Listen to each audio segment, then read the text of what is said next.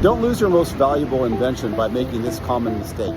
If your patent's ever being challenged, the first thing a good litigator is going to do is try and invalidate the patent based on incorrect inventorship. Either listing people who are not inventors as inventors or not reporting inventors who actually were inventors, intentionally misrepresenting that information as grounds to getting the patent invalidated.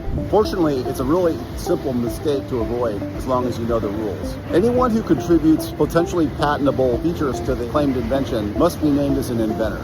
This is a really common situation when you're dealing with prototyping experts or engineers, because a lot of times you'll come to them with the general concept and they may make very important improvements to that design, and those features are things that you're definitely going to want to claim in your patent application. And if you want to make claims to the things that they contribute, then they have to be listed as an inventor. For that reason, it's really important to make sure that all of your engineers and prototypers and people of that nature, they should all sign an agreement, not only a confidentiality agreement, but a work agreement that assigns any rights they might have as a co-inventor to you. That way you can work with them, and if they make any improvements, you can include them safely as an inventor without them acquiring any rights to the patent. So this issue is mainly dealt with by making sure you have the proper agreements in place before working with the inventors. If you haven't gotten such an agreement ahead of time, a lot of times it's not very difficult to get them to still go ahead and sign an assignment. What you do is just present it to them as saying that you want to give them credit and list them as an inventor, but you don't want them to steal your idea. And when it's presented that way at the beginning stages of the invention, it's fairly easy to usually get people to agree to sign assignments, even if there wasn't an agreement beforehand. The real problems arise when this comes up later, once the patent has become successful and profitable, and once a lot of money's coming in, then it's a lot more difficult to get them to assign away their rights. They're usually going to want to get some kind of royalty for the invention that they contributed. Now, the flip side to this, in addition to not listing people that should be listed, another potential problem is when you are pressured to list somebody who doesn't contribute to the invention. Very frequently, I've seen investors and business partners and CEOs